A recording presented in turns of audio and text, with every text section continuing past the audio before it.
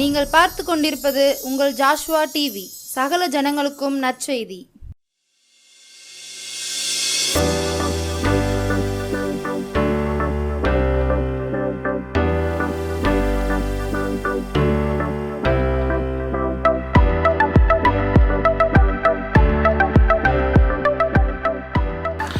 சற்று நேர தியானத்துக்காக தெரிந்து கொண்ட வேத பகுதி நீதிமொழிகள் 28:20. உண்மையுள்ள மனுஷன் பரிபூரண ஆசீர்வாதங்களை பெறுவான், ஐஸ்வர்யவான் ஆவதற்கு தீவிரிக்கிறவனோ ஆக்கினைக்கு தப்பான். கண்களை மூடுவோம், ஜெபிப்போம். உண்மையுள்ள மனுஷன் பரிபூரண ஆசீர்வாதத்தை பெறுவான் என்று வாக்களித்த நல்ல கர்த்தாவே, வார்த்தையின் மறைப்பொருளை பரிசுத்தாவியானவர் வெளிப்படுத்தி தாரும். சுயம் மேற்கொள்ளக்கூடாது, நான் என்கிற மேட்டிமை வந்துவிடக்கூடாது. அடியனை சிலுவையின் நிழலிலே மறைத்துக் கொள்ளும். இயேசுவின் நாமத்தில் பிதாவே, ஆமென். பரிபூரணமாய் அளிக்கும் கர்த்தர் என்ற தலைப்பில் இந்த நாளிலே நாம் கர்த்தர் வார்த்தையை கவனிக்க போகிறோம். இன்னைக்கு காலையில் என்னுடைய ஃபேஸ்புக் முகநூலை பார்த்து கொண்டிருக்கும் பொழுது ஒரு நடந்த சம்பவம் என் கண்கள் கண்டது. ஒரு பெரிய கம்பெனி, அந்த கம்பெனி நுழைவு வாயிலில் ஒரு செக்யூரிட்டி நிற்கிறார். அந்த வழியிலே ஒரு கணவன் மனைவி ஸ்கூட்டரில் வராங்க. ஒரு பெரிய ஷோ மாலை அவங்க போட்டிருந்தது அணிந்தது. கேமராவில் அந்த இடத்தை தாண்டும் பொழுது, அந்த டேனிங்கை தாண்டும் பொழுது அந்த ஷோ மாலை கீழே விழுகிறது.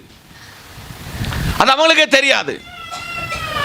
ஒரு 4 நிமிடம் கழிந்து அந்த இடத்துக்கு அந்த தம்பதிகள் வராங்க. அதுக்குள்ள அந்த செக்யூரிட்டி தன்னுடைய பாக்கெட்டில் இதை எடுத்து வச்சுக்கிட்டார். மனைவி வந்து கணவன் வந்து தேடுகிறார்கள். அவங்க அந்த அம்மா சொல்லுது, இந்த இடத்துல தான் விழுந்த மாதிரி எனக்கு தோணுதுன்னு சொல்லுது. ஆனால் 2 பேருக்குள்ள பெரிய சண்டை. அந்த அம்மா மௌனமாக இருக்கு. ஏன்னா அவங்க கழுத்துலேருந்து தான் வந்து போயிருக்கு. அவர் இதை பார்த்து கொண்டிருக்கிறார். ஒரு கையில் ஒரு கம்பு வச்சிருக்கிறாரு. அந்த கம்போட அவர் போறாரு. கொஞ்ச நேரம் என்ன பேசுறாங்கன்னு தெரியல. அவர் தன்னுடைய பாக்கெட்லேருந்து அந்த ஷோ மாலை எடுக்கிறார். என்னுடைய கணிப்பின் பிரகாரம் ஒரு 10 பவுனாக அதுக்கு மேலே இருக்கும். அவர் ரொம்ப ஆலோசிக்க உடனே அந்த கையில், அந்த அம்மா கையில் அதை கொடுக்குறார். உடனே கணவன் அந்த கையில் இந்த பர்ஸை எடுக்கிறாரு. இவ்வளோ கொஞ்சம் பணம் இருக்கிறாரு, அதை கொடுக்குறாரு. நோ, வேண்டான்னு சொல்லி விட்டுட்டாரு. ஏன் இதை சொன்னேன்? ஏன் இந்த வார்த்தையை உங்களுக்கு, இந்த வார்த்தை அதை பயன்படுத்த வேண்டும்? இந்த பிரசங்கம் 3 நாளைக்கு முன்னாடி எடுத்துட்டேன். ஆனால் அந்த பிரசங்கத்துக்கு கனெக்ட் ஆகக்கூடிய ஒரு விஷயத்தை உங்களுக்கு காலையிலே முகவரியாக சொல்லுகிறேன். ஞானிகளில் ஞானியாகிய சலமோன் என்கிற தேவ பக்தன் தேவ பாதத்தில் எழுதி கொடுக்கிறார், உண்மையுள்ள மனுஷன் பரிபூரண ஆசீர்வாதத்தை பெறுவான். ஆண்டின் ஆரம்பத்தில் இருக்கிறோம். ஆண்டை கனவோடு சஞ்சரித்துக் கொண்டிருக்கிறோம். உங்களை சிறந்திருக்க பண்ணுவேன் என்று சொல்லி கர்த்தர் சொல்லி இருக்கிறார். ஆனால் இந்த நாளில் கர்த்தர் சொல்லுகிறார், பரிபூரணத்தை உனக்கு கொடுத்து உன்னை இந்த ஆண்டில் கனம் பண்ண விரும்புகிறேன். ஆனால் நிபந்தனை, நீ எல்லா இடத்திலும் உண்மை உள்ளவனாக மாற வேண்டும். எங்கெல்லாம் உண்மை, யாருக்கிட்ட எல்லாம் வேண்டும் என்று இப்போ உங்களுக்கு நான் சொல்ல போறேன். ஒன்று, நம்மை படைத்த, நம்மை உருவாக்கின கர்த்தருக்கு நம்ம உண்மையா இருக்கணும். 2, வாழ்க்கப்பட்ட உங்க கணவனுக்கு நீங்கள் உண்மையாயிருக்கணும். உங்களுக்கென்று என் ஆயுசு நாட்கள் முழுவதும் என்னை காத்துக்கொள்வார் என்று தலையை நீட்டி கொடுத்த மனைவிக்கு உண்மையாயிருக்க வேண்டும். நீங்கள் 10 மாசம் கஷ்டப்பட்டு வேதனைப்பட்டு பிரசவித்த பிள்ளைகள் உங்களுக்கு தேவ பாதத்தில் உண்மையாயிருக்க வேண்டும். நீங்கள் சபைக்கு உண்மையாயிருக்கணும். உங்களை சத்தியத்தில் நடத்துகிற ஊழியருக்கு நீங்கள் எல்லா காரியத்திலும் உண்மையாயிருக்க வேண்டும். இந்த காலையிலே தேவன் ஆண்டின் ஆரம்பத்தில் நின்று சபையை பார்த்து சொல்கிறார், சபையே உங்க மேல எனக்கு ஒரு பெரிய எதிர்பார்ப்பு இருக்கிறது. நீ எப்பவும் இப்படி இருக்க நான் விரும்பல.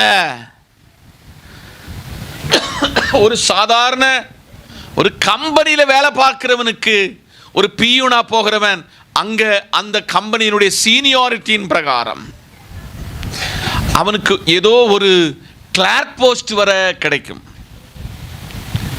உலக பிரகாரமாக ஒரு மனிதனுக்கு இவ்வளவு ப்ரமோஷன் கொடுப்பது உண்மை என்றால், கர்த்தரை தொழுது கொள்கிறவனுக்கு, கர்த்தரை ஆராதிக்கிறவனுக்கு ஒரு ப்ரமோஷன் உண்டு. அதுக்கு அதை அடைய வேண்டும் என்றால், அதை பெற்றுக்கொள்ள வேண்டும் என்றால் நம்முடைய வாழ்வில் உண்மை வேண்டும்.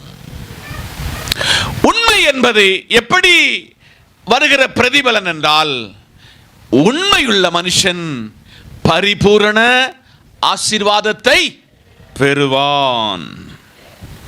அப்படி இந்த காலையில் இந்த ஆண்டு உங்களை பார்த்து என்ன பார்த்து உங்களுக்கு ஒரு பரிபூரண ஆசீர்வாதத்தை நீங்கள் பெற வேண்டும் என்று நீங்கள் ஆராதிக்கிற, நீங்கள் விண்ணப்பிக்கிற, நீங்கள் கதறுகிற, நீங்கள் கண்ணீர் விடுகிற ஒரு தேவனிடத்தில் எதிர்பார்க்கிறீர்கள். ஆனால் கர்த்தர் எதிர்பார்க்கிறது உங்ககிட்ட எல்லா நிலைகளிலும் என்ன வேண்டும்? உண்மை வேண்டும். ஒருவேளை கடந்த ஆண்டுல உண்மையில பலதை தவறி இருக்கலாம். கடந்த ஆண்டு நாம் இன்ன சொல்லப்பட்ட இடத்துல எல்லாம் உங்க உண்மையை இழந்திருக்கலாம். ஆனால் கர்த்தர் சொல்ல வேண்டாம், இன்னும் உனக்கு நான் சான்ஸ் தாரேன், வாய்ப்பு தாரேன், நான் உன்னை ஆசீர்வதிக்க விரும்புகிறேன். நீ உண்மையை கட்டி காத்து உண்மையின்படி நடந்தால் பரிபூரண ஆசீர்வாதத்தை உனக்கு நான் அருளுவேன். இந்த வசனத்தின் அடிப்படையிலே பிரதானமாய் சொல்ல போகிற பரிபூரண ஆசீர்வாதம் என்ற டைட்டில் 2 வசனத்தை, 2 வசனமும் ஒரே வசனம், ஆனால் இருப்பிடம் தான் வேறு, அதை உங்களுக்கு சொல்ல போகிறேன். மத்தேயு 25:29. மத்தேயு 25:29.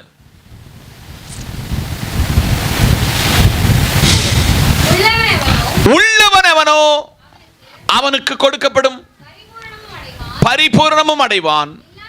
இல்லாதவனிடத்தில் உள்ளதும் எடுத்துக்கொள்ளப்படும். அல்லேலூயா. நான் சபையின் இந்த 56 குடும்பத்தோடு நெருங்கின தொடர்புள்ள ஒரு மனுஷன்.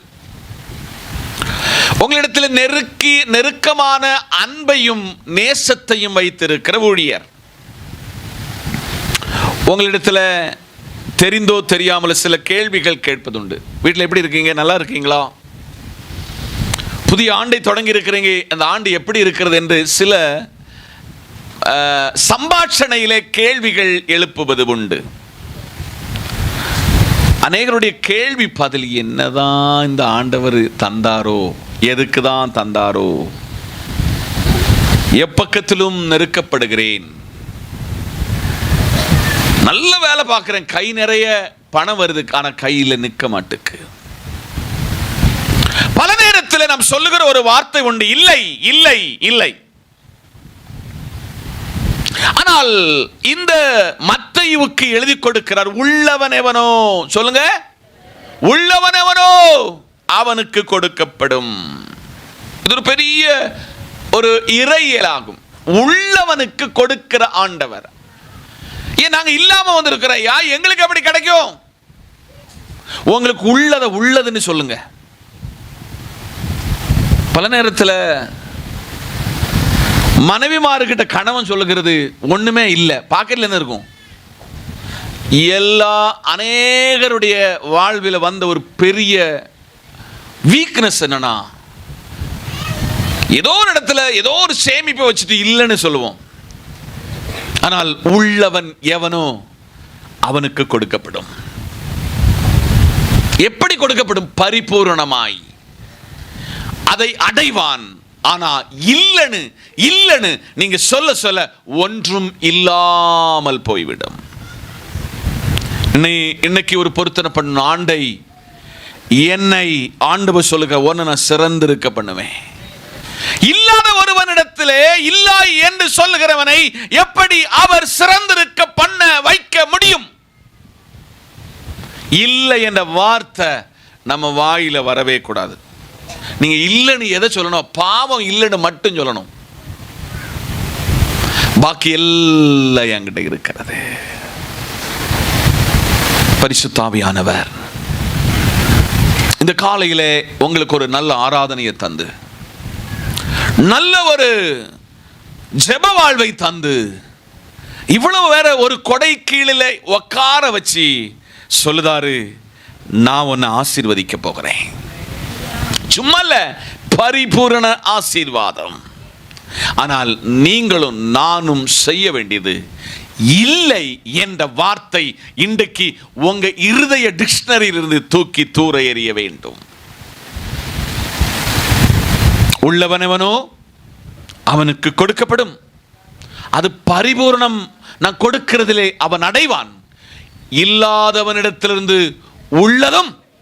அதனால குடும்ப வாழ்க்கையில் இருக்கிற அம்மாமாரே, குடும்ப வாழ்க்கையில் இருக்கிற சகோதரன்மாரே, எதிர்காலத்தில் தகப்பனாய் தாயாய் மாறப்போகிறவர்களே, நீங்க இல்லை என்ற வார்த்தை நீங்கள் பயன்படுத்தக்கூடாது. அதே மத்தேயு எழுதின சுவிசேஷம் 13ஆம் அதிகாரம் அதனுடைய 12ஆம் வசனம். மத்தேயு 13:12. உள்ளவனெவனோ கொடுக்கப்படும், பரிபூர்ணம் அடைவான். இல்லாதவனெவனோ சோத்திரம். நான் முகவரையாக சொன்னேன், 2 வசனம் ஒரு வசனத்தோடு ஒரு வசனம் எப்படி பிணைக்கப்பட்டு இணைக்கப்பட்டிருக்கிறது. இந்த காலையிலே கர்த்தர் நம்மிடத்தில் கேட்கிறாரு, நான் எல்லா உடையவனாய் இருக்கிறேன் என்று எத்தனை பேரு ஒவ்வொரு நாளும் சொல்லுகிறீங்க? இந்த அம்மாமாருக்கு ஒரு பயங்கர கம்ப்ளைண்ட் என்ன தெரியுமா? சாரி இல்லை. என்னது? எங்க பாருங்க எல்லாரும், என்னது இல்ல? சாரி இல்லை. நம்ம வாலிப பிள்ளைகள், ஏமா என்னம்மா நீ ஒரு அம்மா, ஒரு சுடிதார் கூட எடுத்து தர மாட்டேங்க. இல்ல இல்ல. ஆனா உங்க வீட்டுக்கு மனசாட்சியோடு இன்னைக்கு நீங்க போய் உங்க பிள்ளைகள்ட்ட காட்டணும். நீங்களே போய் ஒரு டெஸ்ட் பண்ணணும். பீரோவை திறக்கணும். இந்த பீரோவில் உங்களுக்கு 365 கால் நாள் தான். அப்போ 365 நாளுக்கு உடுக்கிறதுக்கு எத்தனை பேருக்கு? இங்க இருக்கிற பெரும்பாலானவர்களுக்கு சாரி இருக்கு. ஆனாலும் சொல்லுங்க இல்ல. இன்னைக்கு காலையில் உண்டு என்று சொல்லி கற்றுக்கொள்ளுங்கள் எல்லா காரியத்தையும். அது வீட்டில் சமையல் பொருளானாலும், உங்க பாக்கெட்டில் ஆனாலும், உங்க ஏடிஎம் ஆனாலும். நான் சபைக்கு அடிக்கடி சொல்லுவேன், என் கூட பழகுறவங்க சொல்லுவேன், தம்பி மாறே உங்க ஏடிஎம்ல 0 பேலன்ஸ் ஆக்கக்கூடாதுன்னு சொல்லுவேன். எல்லாரும் என்ன கவனிங்க, உங்க ஏடிஎம்ல 0 பேலன்ஸ். நான் என்ன ஒரு லைஃப்ல ஒரு பாடம் கற்றுக்கிறேன்னா, எனக்கு ஒரு அக்கௌண்ட் இருக்கிறது, பர்சனல் அக்கௌண்ட். இந்த பர்சனல் அக்கௌண்ட்ல யாராவது அங்கங்க கைமாத்து கேட்பாங்க, இங்க வாங்கய்யா 1112 ரூபா கிடக்கிறது, 12 ரூபா தாரேன், 1000 ரூபாய் நான் எடுக்க மாட்டேன். 12 ரூபா கடன் தாரேன், ஆனா நான் 1000 ரூபாய் எடுக்க மாட்டேன். அவ்வளவுக்கு நான் அந்த பேங்கோடு ஆண்டவர் சமூகத்தில் ஒரு ஒப்பந்தத்தை பண்ணி இருக்கிறேன். யார வச்சுனா இந்த வசனத்தை வச்சு ஒப்பந்தம் பண்ணி இருக்கிறேன். எத்தனை பேருக்கு இது விளங்குதுன்னு தெரியல. இன்னைக்கு அதை அபியசித்துக் கொள்ளுங்கள். நான் அதை அபியசித்து வருகிறேன். கரங்களை தட்டி கர்த்தருக்கு ஸ்தோத்திரம். இந்த ஆண்டுல கர்த்தர் சொல்றாரு, பரிபூர்ணமான ஆசீர்வாதத்தை நான் தருகிறேன். நிபந்தனை என்னன்னா, இல்ல என்ற வார்த்தை உங்க வாயில வரக்கூடாது. உங்களுக்கு 1 சென்ட் இடம் இருக்கு, ஒரு சென்ட் கூடி இடம்னு நீங்க சொன்னீங்கன்னா அந்த இடம் உங்க கையிலிருந்து பறிக்கப்படும். இருக்குன்னு சொல்லுங்க, இருக்குன்னு சொல்லுங்க. அது உங்களுக்கு அது ஆசீர்வாதம். சும்மான ஆசீர்வாதம் அல்ல, பரிபூரண ஆசீர்வாதம். நம்பர் 2, சங்கீதம் 16:11. சங்கீதம் 16:11. ஜீவ மார்க்கத்தை எனக்கு தெரியப்படுத்துவீர். உம்முடைய சமூகத்தில் பரிபூர்ண ஆனந்தமும் உமது வலது பார்சத்தில் நித்திய பேரின்பமும் உண்டு. கரங்களை தட்டி ஸ்தோத்திரம். 1 பரிபூர்ண ஆசீர்வாதம், 2 பரிபூர்ண ஆனந்தம். சொல்லுங்க, பக்கத்தில் கையை பிடிச்சு சொல்லுங்க, பரிபூர்ண ஆனந்தம். எல்லாரும் கவனிங்க. யாருக்கு பரிபூர்ண ஆனந்தம்? ஜீவ மார்க்கத்தை எனக்கு தெரியப்படுத்துவி. நம்ம மார்க்கத்துக்கு பேர் என்ன மார்க்கம்? ஜீவ மார்க்கம். பொய் பேச மாட்டோம், திருட மாட்டோம், பிறருக்கு சண்டையை மூட்டிவிட மாட்டோம், எல்லாருக்கும் மாதிரியாயிருப்போம், கனம் பண்ணுவதில் ஒருவருக்கொருவர் முந்திக் கொள்ளுவோம், ஒருவர் பாரத்தை ஒருவர் சுமப்போம். ஜீவ மார்க்கத்தை எனக்கு தெரியப்படுத்துவீர். உம்முடைய சமூகத்தில் எனக்கு என்ன கிடைக்கும்? பரிபூரண ஆனந்தம். வேதம் சொல்லுகிறது, உம்முடைய சமூகத்தில் என்ன உண்டு? பரிபூரண ஆனந்தம். உம்முடைய வலது பார்சத்தில் நித்திய பேரின்பம். என்ன என்ன என்ன ஆனந்தம்? பரிபூர்ண ஆனந்தம். வீடுனா சண்டை வரும், வீடுனா ஏற்றத்தாழ்வு உண்டு, வீடுனா பிரிவினை உண்டு, பிள்ளைனா நம்ம ஸ்டிக் பண்ணுவோம், கண்டிப்போம், கண்டித்துணர்த்துவோம், அவங்களுக்கு செய்ய வேண்டிய காரியங்கள் எல்லாம் செய்வோம். அதில் ஒரு சலசலப்பு உண்டாகும். அது 100% ஒத்துக்கொள்கிறேன். என்றைக்கும் ஒரு வீடு சமாதான கேடாக இருந்தால், என்றைக்கும் சண்டை போடுகிற வீடாக இருந்தால் அந்த வீடு எப்படி இருக்கும்?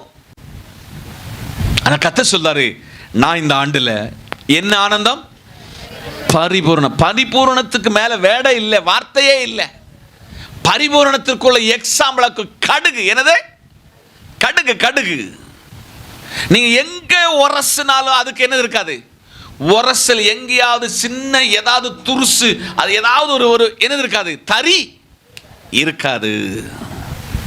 இன்னைக்கு கர்த்தர் சொல்லாரு, பரிபூர்ண ஆனந்தத்தை நான் உனக்கு தர. அதை 2 வசனத்தை கொண்டு கோட் பண்ண போறேன். 2 வசனத்தை கொண்டு அதை நான் உங்களுக்கு விளக்க போகிறேன். 2 கொரிந்தியரின் புத்தகம் 7ஆம் அதிகாரம் 4ஆம் வசனம். 2 கொரிந்தியர் 7:4. மிகுந்த தைரியத்தோடு உங்களோடு பேசுகிறேன், உங்களை குறித்து மிகவும் மேன்மை பாராட்டுகிறேன், ஆறுதலால் நிறைந்திருக்கிறேன், எங்களுக்கு உண்டான சகல உபத்திரவத்திலும் பரிபூர்ண சந்தோஷமா இருக்கிறேன். இது எந்த சூழ்நிலையில யாருக்கு எப்படி எழுதப்பட்டது என்பதை உங்களுக்கு விளக்க போறேன். பவுல் என்கிற தேவ மனுஷன் கொரிந்தில் உள்ள அவரை நேசித்த, அவரோடு அந்த சபையில ஐக்கப்பட்ட ஜனங்களுக்கு சொல்லுகிறார், மிகுந்த தைரியத்தோடு உங்களோடு நான் பேசுகிறேன், உங்களை குறித்து நான் மேன்மை பாராட்டுகிறேன். நல்லா புரிஞ்சுக்காங்க. உங்க பாஸ்டர் 25 ஆண்டுகள் ஊழியம் செய்யும் பொழுது உங்க பாஸ்டர் உங்களை குறித்து என்ன மேன்மை பாராட்டணும்? நீங்க உங்க ஊழியக்காரனை கண்கலங்காம பார்த்துக்கிட்டீங்க, உங்க ஊழியக்காரனை பட்டினி போடாம பார்த்துக்கிட்டீங்க, உங்க ஊழியக்காரனுடைய துக்கத்தில் பங்காளி ஆனீங்க, உங்க ஊழியக்காரனோட கடைசி வர கை கோர்த்தீங்க. இந்த ஸ்டேட்மெண்ட பவுல போல உங்களை நான் சொல்லணும். மிகுந்த தைரியத்தோடு, எப்படியா? ஸ்ட்ராங்கோட, மிகுந்த தைரியம் தைரியத்தோட உங்களோடு பேசுகிறேன். உங்களை குறித்து நான் மேன்மை பாராட்டுகிறேன். சபையே, கொஞ்ச நேரத்துக்கு முன்ன உங்களை குறித்து நான் மேன்மை பாராட்டினேன், உள்ளத மேன்மை பாராட்டினேன். 67 என்கிறது ஒரு பெரிய சங்கியை எண்ணிக்கை. இப்படி நான் உங்களுடைய விசுவாசத்தை குறித்து, உங்களுடைய பரிசுத்தத்தை குறித்து, உங்களுக்கு சபைக்கும் இருக்கிற தொடர்பை குறித்து, உங்களுக்கும் இந்த சபை போதகரோடு இருக்கிற தொடர்பை குறித்து நான் மேன்மை பாராட்டணும். ஆறுதல் நிறைந்திருக்கிறேன். உங்களை குறித்து ஆறுதல் நிறைந்திருக்கிறேன். எங்களுக்குண்டான சகல உபத்திரவத்திலையும் பரிபூர்ண சந்தோஷத்துக்கு கூட நின்னீங்க. அல்லேலூயா, அல்லேலூயா. ஆதலால் சபையே, ஒரு பவுல் அந்த சபையை ஸ்தாபிப்பதற்கு பட்ட பிரயாசம், வடித்த கண்ணீர், அவன் பட்ட அடிகள், அவன் பட்ட காயங்கள், ஆனால் அதுல அந்த தோள் கொடுத்த ஜனங்களுக்கிட்ட நின்று சொல்லுகிறான், நான் உங்ககிட்ட இவ்வளவெல்லாம் பார்த்தேன், இதுல எல்லாம் நீங்க என் கூட இருந்தீங்க. நான் இதெல்லாம் கூட இருந்தால் உங்களுக்கு ஒரு பரிபூரண ஆனந்தம், சந்தோஷம் உங்ககிட்ட இருக்கிறதை நான் நினைத்து ஸ்தோத்திரம் பண்ணுகிறேன். 2 கொரிந்தியர் 8ஆம் அதிகாரம் 1-2 வசனத்தை திருப்பிக் கொள்ளுங்கள். அன்றியும் சகோதரரே, மக்கதோனியா நாட்டு சபைகளுக்கு தேவன் அளித்த கிருபைகளை உங்களுக்கு அறிவிக்கிறோம். 2ஆம் வசனம், அவர்கள் மிகுந்த உபத்திரவத்தினாலே சோதிக்கப்படுகையில் கொடிய தரித்திரமுடையவர்களாய் இருந்தும் தங்கள் பரிபூர்ண சந்தோஷத்தினாலே உதாரத்துவமாய் கர்த்தருக்கு கொடுத்தார்கள். அந்த 2ஆம் வசனத்தை நீங்க ஸ்கிரீன்ல இருந்து மாற்றக்கூடாது, எல்லாரும் என்ன கவனிங்க. இந்த ஆண்டுல உங்க லைஃப்ல ஒரு பெரிய லைஃப் சேஞ்ச் உண்டாக போகுது. வாழ்க்கையிலே மாற்றம் உண்டாக போகிறது. பவுல் கொரிந்தியருக்கு, கொரிந்தில் உள்ள மக்களுக்கு சொல்லுகிற ஒரு பெரிய ஆலோசனை, கண்டதை பார்த்து சொல்லுதாரே, அவர்கள் மிகுந்த உபத்திரவத்தில் சோதிக்கப்படுகையில். ராஜ்யம் கிறிஸ்தவத்துக்கு டெட் அகைன்ஸ்ட், அதுவும் இயேசு கிறிஸ்துவுடைய மார்க்கத்தாரை கல்லறிகிறது, அவர்களை இல்லாமலாக்குவது, என்னை போல பிரசங்கியை அட்ரஸ் இல்லாம ஆக்குகிற ஒரு அனுபவத்தில் இருக்கிற காலத்தில்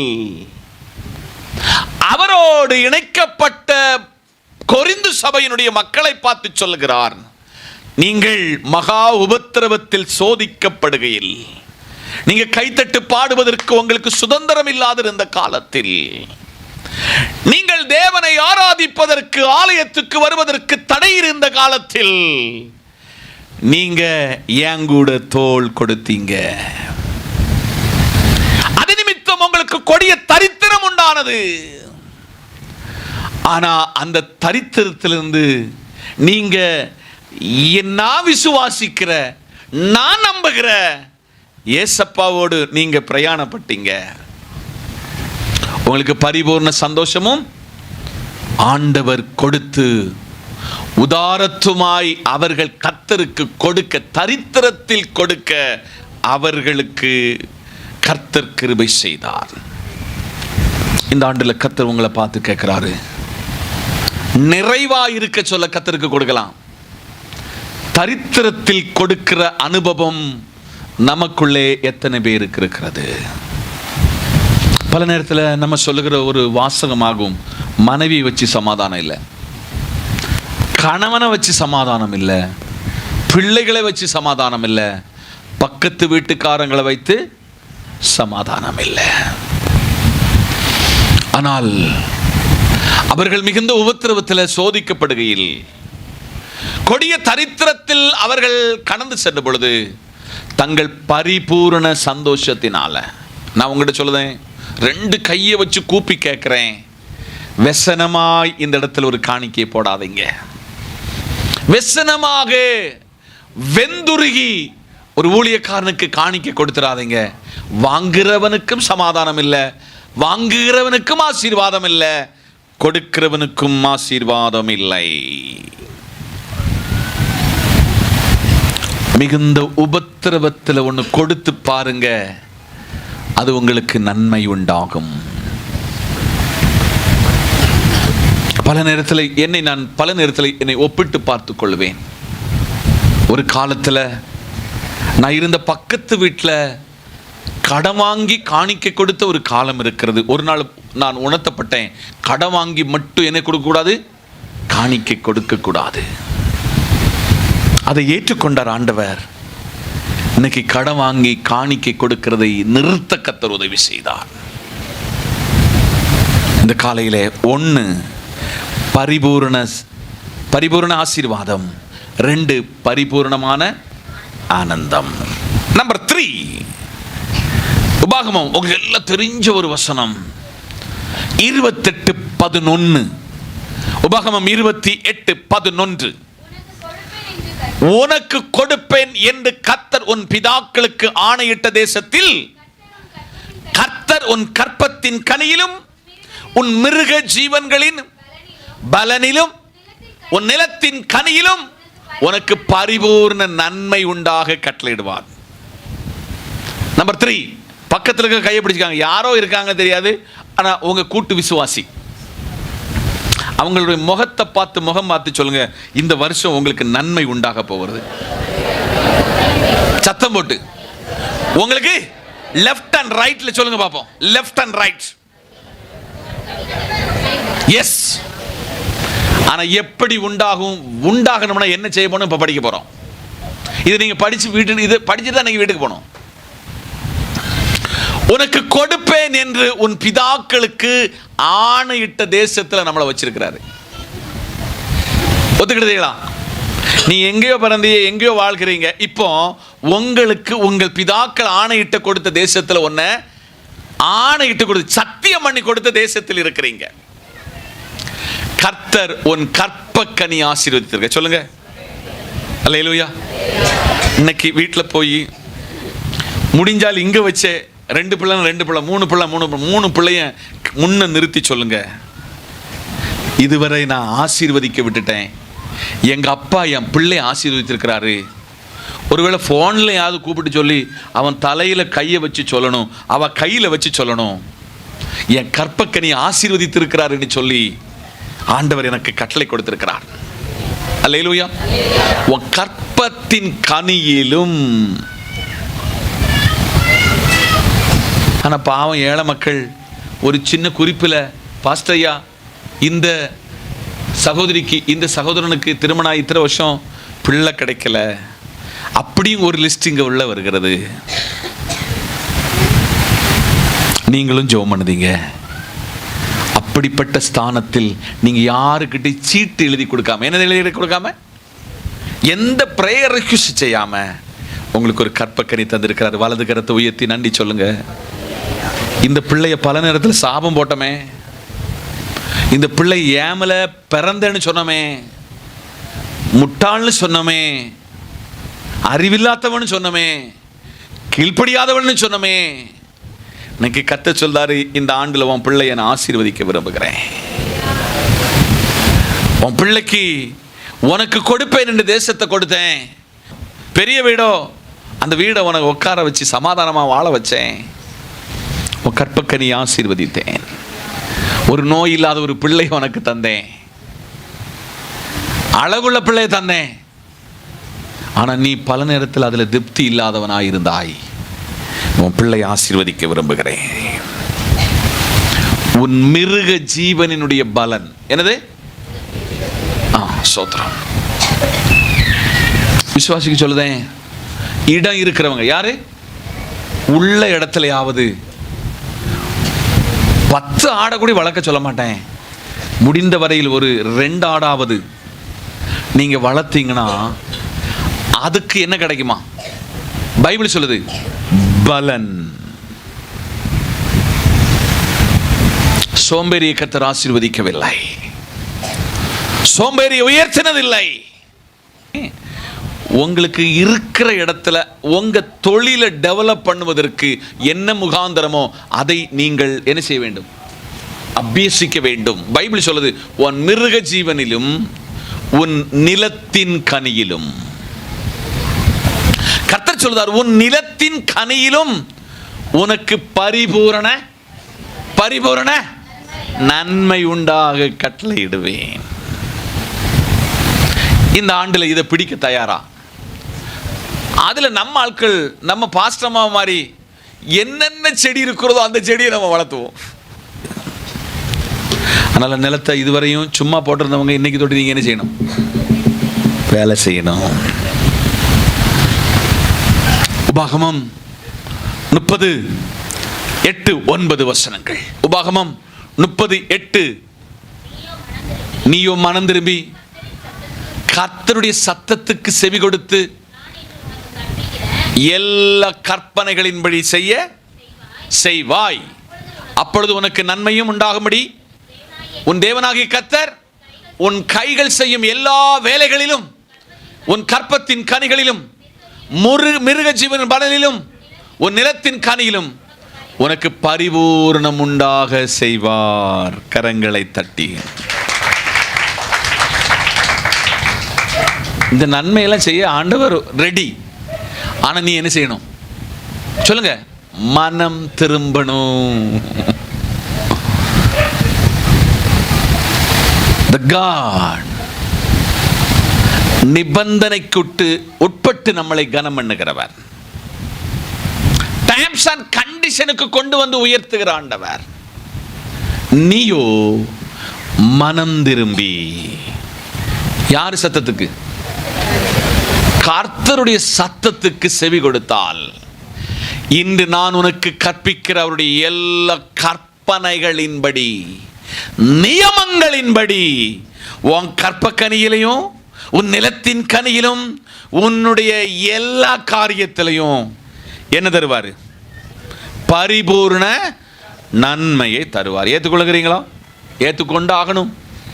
இந்த வருஷத்துல உங்களை சிறந்திருக்க பண்ணுவேன் என்று சொல்லுகிறார். சிறந்திருக்க பண்ணணும், இதெல்லாம் நம்ம சரி செய்யணும், இதெல்லாம் நம்ம கலெக்ட் பண்ணணும், இதெல்லாம் தூக்கி தூர எறியணும் என்பதை கர்த்தர் சொல்லுகிறார்.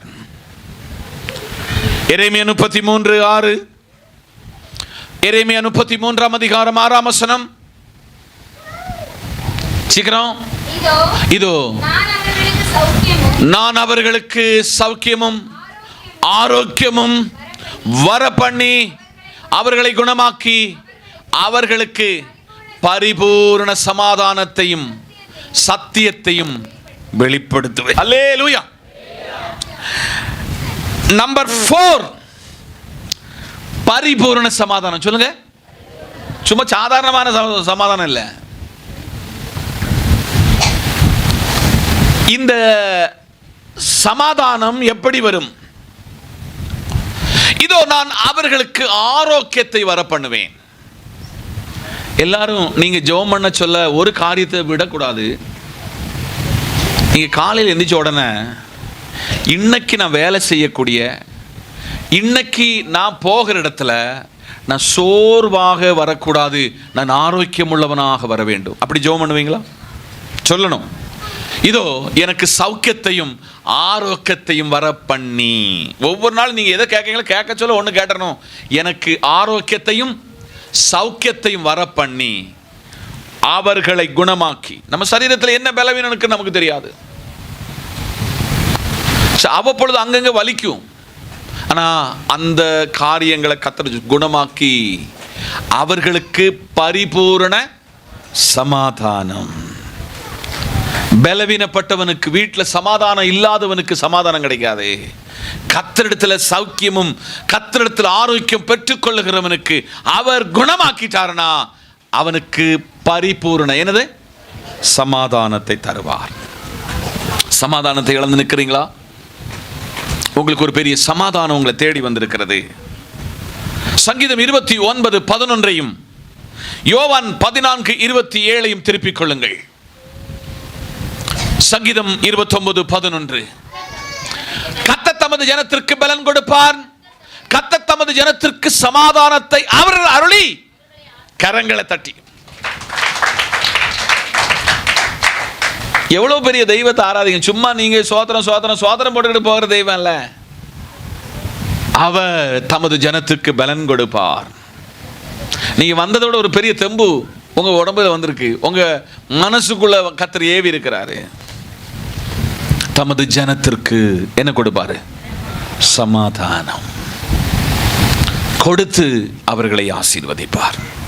இன்னைக்கு காலையில ஆண்டவர்கிட்ட சொல்லும், ஆண்டவரே பல நேரத்தில் சமாதானம் இல்லை, உடல்ல பிரச்சனை, கண்ணு சரியா பத்த மாட்டுக்கு, காது கேட்க மாட்டுக்கு, இந்த கை வளையுது, ராத்திரி படுத்தால் தூக்கம் இல்லை. ஒத்துக்கொள்கிறேன், உண்மைதான். நானும் சில இடத்துல அதை அனுபவித்திருக்கிறேன். ஆனாலும் கர்த்தர் சொல்லுதாரு, என் ஜனத்துக்கு நான் பலன் கொடுப்பேன். ஆமா சொல்லுங்க. என் ஜனத்துக்கு சமாதானத்தை அருளுவேன், அந்த சமாதானத்தினால் அவர்களை ஆசீர்வதிப்பேன். யோவான் 14:27 இயேசப்பா சொல்லுதாரு, சமாதானத்தை உங்களுக்கு வைத்து போகிறேன், என்னுடைய சமாதானத்தை உங்களுக்கு கொடுக்கிறேன். உலகம் கொடுக்க பிரகாரமாக நான் உங்களுக்கு கொடுக்கவில்லை. உங்கள் இருதயம் கலங்காமலும் கரங்களை தட்டி கலங்காமலும் பயப்படாமலும் இருப்பதாக. பூரண சமாதானம் வேணுமா? இயேசப்பாட்ட வந்துருங்க. இயேசுவை அப்படி அண்டி பிடித்துக் கொள்ளுங்க, பட்டி பிடித்துக் கொள்ளுங்க. அவர் தன்னுடைய சமாதானம், மை பீஸ், என்னுடைய சமாதானத்தையே உங்களுக்கு வைத்து போகிறேன். உலகம் கொடுக்கிற பிரகாரமாய் நான் உங்களுக்கு கொடுக்கிறதில்லை. உங்கள் இருதயம் கலங்காமலும் பயப்படாமலும் இருப்பதா. எதை குறித்து பயப்படாதீங்க. மலையை கீழே விழுந்தாலும் நான் அசர மாட்டேன். எனக்கு ஒரு சமாதானம் தருகிற ஒரு ஆண்டவர் இருக்கிறார். இனி நான் சொல்ல போகிற வசனம் உங்களுக்கு ரொம்ப தெரிஞ்ச வசனம் தான். பிலிப்பியர் 4:6-7. பிலிப்பியர் 4:6-7. நீங்கள் பக்கத்தில் கையை பிடி சொல்லுங்க. நீங்கள் ஒன்றுக்கும் கவலைப்படாதபடிக்கு எல்லாவற்றை குறித்து உங்கள் விண்ணப்பங்களை ஸ்தோத்திரத்தோடு கூடிய ஜெபத்திலும் வேண்டுதலிலும் தேவனுக்கு தெரியப்படுத்துங்கள். இப்போ உங்களுக்கு ஒரு பெரிய ரகசியத்தை சொல்ல கொடுக்கிறேன். உங்க ஜெப குறிப்பு, சில ரகசிய ஜெப குறிப்பு உங்களுக்கு ஏசப்பாவுக்கு மட்டும்தான் தெரியணும்.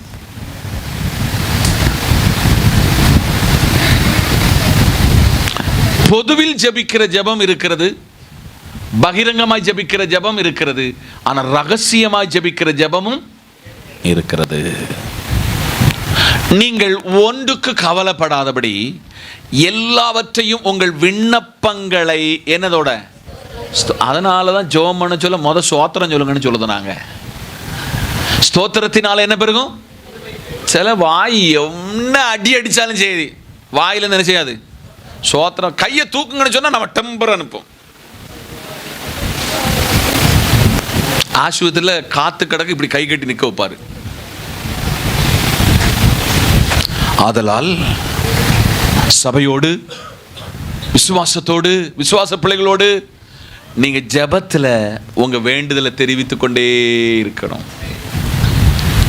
அந்த 7ஆம் வசனம் என்ன ரொம்ப காரியத்தை படிப்பிச்சிச்சு. வாசிங்க. இங்கதான் பாயிண்ட். மனுஷனுடைய புத்தி யுத்திக்கு மேலாக ஒரு தேவ சமாதானம் இருக்கு. டீச்சர் வாசிங்க அதை. அப்பொழுது எல்லா புத்திக்கு மேலான தேவ சமாதானம் உங்கள் இருதயங்களையும் உங்க சிந்தனைகளையும் கிறிஸ்து இயேசுவுக்குள்ளாக, இதுதான் ஃபார்முலா. எல்லா புத்திக்கும் மேலான தேவ சமாதானம் உங்கள் இருதயங்களையும் உங்கள் சிந்தனைகளையும் கிறிஸ்து இயேசுவுக்குள் காத்துக்கொள்ளப்படும். சமாதானம் வேணும்னா 2 இடம் அட்டாச் பண்ணணும். நம்பர் 1, இருதயத்தில் சமாதானம் வந்தா சிந்தையும் சமாதானமா இருக்கும். ப்ளீஸ், இந்த சிந்தனையில் இருக்கிறதெல்லாம் தூக்கி எடுத்து எறிந்து, அப்பொழுது எல்லா புத்திக்கு மேலான தேவ சமாதானம் உங்கள் இருதயங்களை உங்கள் சிந்தனைகளை கிறிஸ்து இயேசுவுக்குள் என்ன செய்யணும்? காக்கணும். எனக்கு நீங்க யாரெல்லாம் என்ன சொன்னாலும் சரி, எனக்கு ஒரு முன்பாக வைக்கப்பட்டிருக்கிற ஒரு பெரிய எக்ஸாம்பிள், என்னை தைரியப்படுத்துகிற, கனப்படுத்துகிற, என்னை இவ்வளவுக்குள்ளாக கொண்டு வந்த ஒன்று இருக்கு. இதுக்கு விரோதமாக, இதுக்கு எதிரான ஒரு காரியத்திற்கு உங்க பாஸ்டர் உடன்பட்டே போக மாட்டாரு. என்னை கேட்கிற தெய்வ பிள்ளைகளே, ஒரே ஒரு வாழ்க்கை. அந்த வாழ்க்கை என்பது சமாதானமா வாழணும்.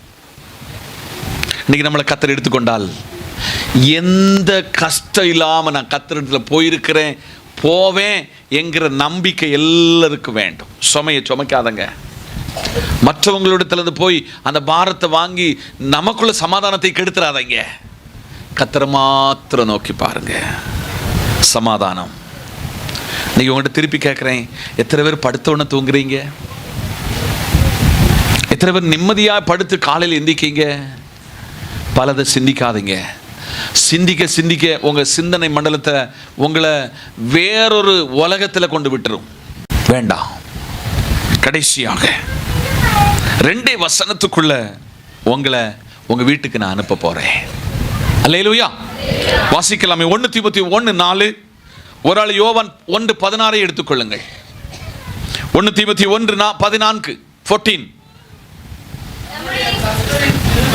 நம்முடைய கர்த்தரின் கிருபை கிறிஸ்து இயேசுவின் மேலுள்ள விசுவாசத்தோடு அன்போடு கூட என்னிடத்தில் பரிபூர்ணமாய் பெருகிற்று. எல்லாரும் கவனிங்க. இனி சொல்ல போகிற பாயிண்ட்ங்கிறது கொஞ்சம் உங்களுக்கு கொஞ்சம் டக்குன்னு உள்ள வாங்கிக் கொள்ள முடியாது. அதை உங்க உள் வாங்கிக் கொள்ள வேண்டும் என அதை கொஞ்சம் விவரிக்க ஆசைப்படுகிறேன். கிருபை என்றால் என்ன? கிரேஸ். தகுதி இல்லாத இடத்துல உங்க பாஸ்டர் இதுக்கு உள்ள கொண்டு வரதுக்கு நான் தகுதியே இல்லை. நீங்க இருக்கிறீங்களா? இந்த பரிசுத்த ஸ்தலத்தில் நீங்க உட்காருவதற்கு யாரும் தகுதியற்றவன்.